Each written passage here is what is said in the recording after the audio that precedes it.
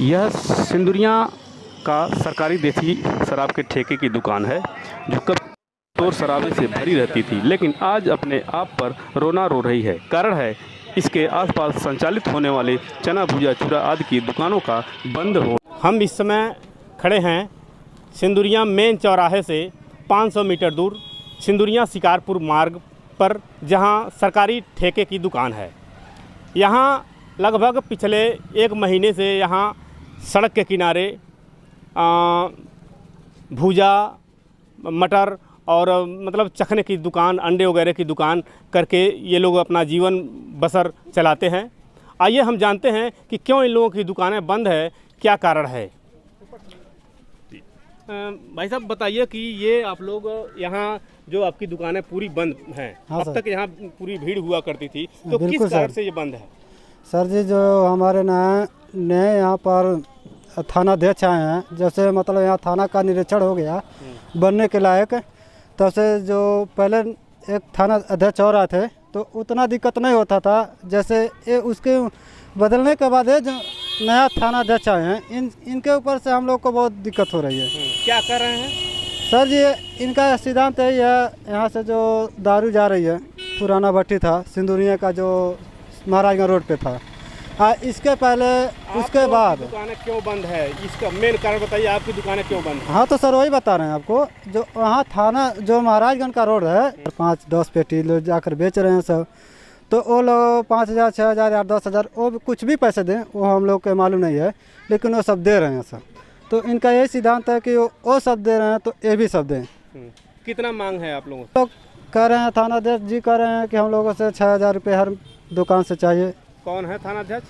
अजीत कुमार जी हैं। अजीत कुमार। हमारे साथ और भी दुकानदार हैं, हम इनसे जानना चाहते हैं कि क्या कारण है और इनके साथ भी क्या वही चीज़ें दोहराई गई हैं। जी भैया बताइए कि क्यों आपकी दुकानें बंद हैं? जैसा कि आप लोगों ने बताया कि 15 दिनों से बंद है, तो क्या कारण है बंद है? सर ये जो थाना अध्यक्ष जी हैं, मतलब उनका यही डिमांड है कि हर दुकान से 6,000 रुपया मतलब लिया जाए, तभी दुकान खोला जाए। हम लोग गरीब आदमी कहाँ से दे पाएंगे? उतना हम लोग कमा नहीं पाते हैं, हम लोग कहाँ से दे पाएंगे?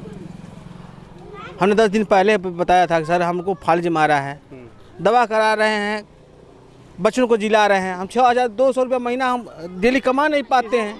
ये जो ठेले की दुकान के अलावा और भी कुछ आप लोग करते थे कि क्या यही आप लोगों की रोजी रोटी आय का साधन? हमारा रोजी रोटी आय का साधन 2-3 सालों से हमारा यही है सर। हाँ, दूसरा कोई धन। इसके पहले और जो थाना अध्यक्ष आए थे, क्या उनके द्वारा भी इस प्रकार की डिमांड की गई थी? जी नहीं, उनका स्वभाव मतलब बहुत अच्छा था, हम लोग को नहीं प्रदर्शित किया जाता था। आगे हम और भी देखना चाहते हैं। यहाँ जो महिलाएं भी हैं जो दुकान को संचालित करती थी, तो क्या इन लोगों के साथ भी ऐसा हुआ है? बताइए। आप लोग भी, कौन है आप लोगों का दुकान? हमारा दुकान है आगे।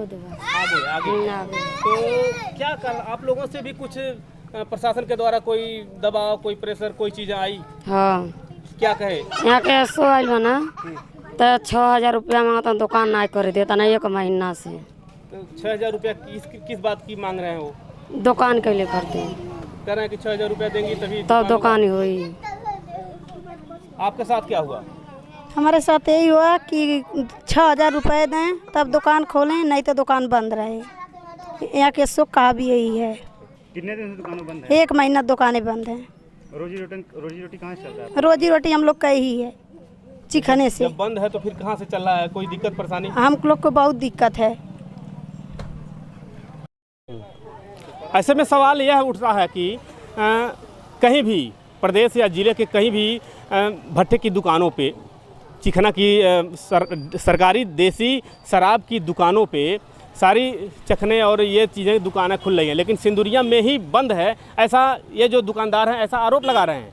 तो अगर इनकी दुकानें बंद कराई जा रही हैं तो यहाँ जो शराब की दुकानें हैं उसे भी बंद होना चाहिए। ये अभी तो हमारी जानकारी में उतना नहीं कुछ क्लियर आया है, लेकिन सुनने में अगर बात ऐसी है कि अगर चना भुजा बेचने वाले से अगर प्रताड़ित किया जा रहा है प्रशासन द्वारा या किसी के द्वारा, तो हम लोग सभी व्यापारी संगठन एकदम एक साथ उन व्यापारियों के साथ रहेंगे जिनके साथ उत्पीड़न होगा। क्योंकि अगर वह छोटा व्यापारी हो या बड़ा व्यापारी है, हमारे लिए सभी एक समान है और हम लोग हमेशा उन्हीं का साथ देते हैं जो सच्चाई पे है। वो आज 4-5 सालों से अपनी दुकानें चला रहे हैं, अभी तक कोई प्रशासन द्वारा कभी उत्पीड़न नहीं किया गया। अगर इस तरह की बात है कि प्रशासन द्वारा उत्पीड़न किया जाएगा तो हम लोग सभी व्यापारी संगठन एकत्रित होकर हम उसका विरोध करेंगे। ऐसा किसी भी व्यापारी को उत्पीड़न नहीं होने देंगे। अपनी दुकानें 4-5 सालों से चलाते हैं और आज भट्टी उनके सामने है या वहाँ पे किराने की दुकान है तो चिकना कर देना या कुछ भी कर देना या बियर बार कर देना यह गलत है, क्योंकि वह अपना किराने की दुकान चला रहे हैं, वहाँ अपना चना भूजा बेच रहे हैं। ठेला वाले दुकान पे भी चना भूजा बेचा जाता है, क्या वो सभी बियर बार चलाते हैं? ऐसा नहीं है। अगर इस तरह की बात आ रही है गलत है। वो अब छोटे छोटे व्यापारी हैं, अपने जीविकोपार्जन के लिए एक छोटा सा चना भूजा बेचकर अपने छोटे छोटे बच्चों को पाल रहे हैं। और इस तरह की बात अगर कोई कहता है कि वो बियर बार चलाते हैं तो गलत है। हमारे चौराहे पर इस तरह की कभी कोई ऐसी घटना नहीं हुई है। आज तक इतने दिनों से वो दुकानें चला रहा है, अभी तक किसी ने कैसा आरोप छोटे व्यापारियों को नहीं लगाया गया।